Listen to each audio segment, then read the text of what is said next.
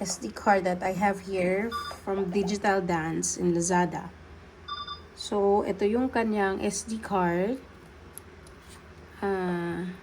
This is a 256 gigabyte.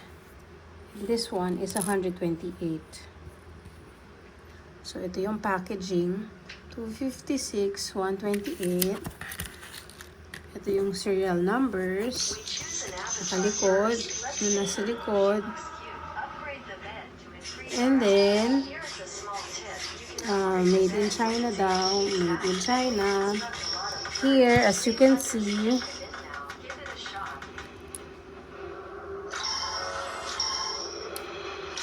here,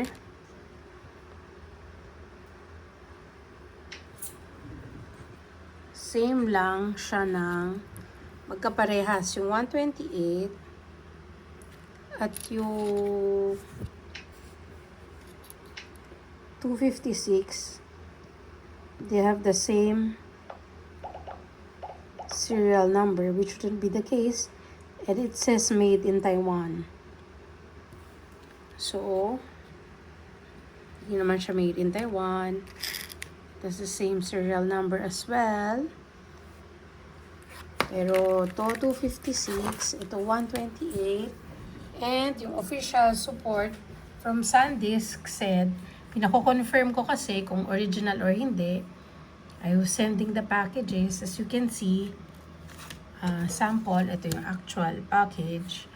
So, pinadala ko sa kanya, tsaka yung picture nung mismong SD card na hawak ko. Yan, if you've seen earlier, it's the same serial number as in my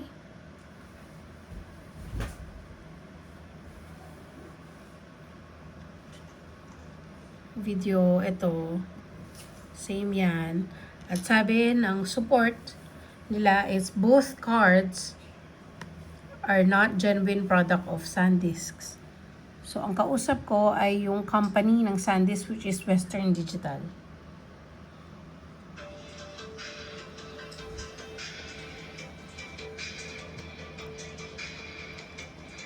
So, it's the same card that I have here from Digital Dance. It's exactly the same.